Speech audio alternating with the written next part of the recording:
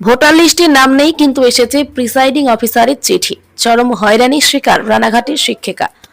20 বছরের ওপর শিক্ষকতা করেও বর্তমানে ভোটার তালিকা থেকে বিতাড়িত। এসেছে ভোট পরিচালনার জন্য প্রিসাইডিং অফিসারের ডিউটিও। ভোটাধিকার থেকে বঞ্চিত হয়ে চিন্তায় রানাঘাট লালগোপাল উচ্চ বালিকা বিদ্যালয়ের শিক্ষিকা মিঠু খাতুন। নদিয়ার রানাঘাটের বাসিন্দা, পেশায় রানাঘাট লালগোপাল উচ্চ বালিকা বিদ্যালয়ের শিক্ষিকা মিঠু খাতুন। 2002 সালে ভোটার লিস্টে নাম থাকা সত্ত্বেও নামের বিভ্রান্তির জন্য দাঁড়াতে হয়েছিল শুনানির লাইনে। তবে চূড়ান্ত ভোটার তালিকায় পরিবারের সকলের নাম থাকলেও তার নাম ডিলিট, আর তাতেই চিন্তায় তিনি। অপরদিকে নির্বাচন কমিশন থেকে এসেছে প্রিসাইডিং এর ডিউটি। শিক্ষিকার অভিযোগ, কমিশনকে তার নাম বাদ যাওয়া প্রসঙ্গ জানানো সত্ত্বেও তিনি হয়ে প্রশিক্ষণ। তবে বর্তমানে নাম বাদ যাওয়ায় তিনি তার কাজে যেতে নারাজ। শিক্ষিকার দাবি, ভোটার তালিকায় নামই যোগজন নেই, সেখানে ভোট কিভাবে করব।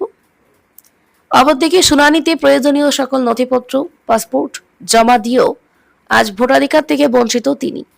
এই কারণে শরীর অসুস্থ হয়েও হাসপাতালে ভর্তি হতে হয়েছে। এর আগে ভোটের ডিউটিও তিনি করেছেন। বর্তমানে নাম বাদ যাওয়ায় চূড়ান্ত হয়রানির শিকার হচ্ছেন বলে দাবি করেছেন শিক্ষিকা। তবে ট্রাইব্যুনালে আবেদন করে এখনো কোনো সুরাহা মিলছে না বলে দাবি শিক্ষিকা মিঠু খাতুনের। এই বিষয়ে জড়ো হয়েছেন বিদ্যালয়ের পরিচালন কমিটির সভাপতিও। তিনি জানান, শিক্ষিকার একার নয়, এই বিদ্যালয়ের আরেকজন চতুর্থ শ্রেণীর কর্মীর নাম বাদ গেছে। অপরিকল্পিতভাবে এসআইআর করার কারণে এই হয়রানির শিকার হতে হচ্ছে সকলকে। আমি হঠাৎ করে যখন শুনি আমার নাম ডিলিট হয়েছে, তখন প্রচণ্ড অসুস্থ হয়ে যায়। আমি ঈদ করতে বাড়িতে গিয়েছিলাম, করিমপুরের বাড়িতে।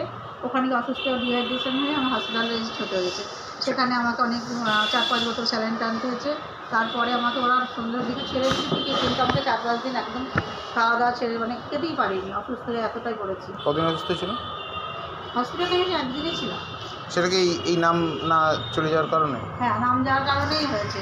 যেই শুনেছি তারপর থেকে আমার এটা শুরু হয়ে গেছে। স্কুল যে লালগোপাল স্কুলের আপনি বর্তমানে কোন দায়িত্বে আছে? আমি এটা Ranaghat Lalgopal girls HS school. আমি 2018 থেকে নির্বাচন, মানে আমাদের যে ম্যানেজমেন্ট কমিটি, তার আমি সভাপতি। বর্তমানে যেটা জানা যাচ্ছে যে এই স্কুলের দুজনের নাম ডিলিট হয়েছে, কি বলবেন এই বিষয়ে? এটা একটা, মানে কি বলবো, খুবই একটা বাজে বিষয়। আমাদের একটা ম্যাডাম যে 21 বছর ধরে চাকরি করছে, তার নামটা বাদ গেছে। আমাদের একটা গ্রুপ ডিস্টার্ব শরীফা মণ্ডল খাতুন, তার নামটা বাদ গেছে। এবার ম্যাডামটা আমাদের মানে এই ঘটনাতে অসুস্থ হয়ে পড়েছিলেন, হসপিটালেও ভর্তি হয়েছিলেন, স্যালাইন ট্যালাইন দিয়ে তারপরে কিছুটা সুস্থ হয়েছেন।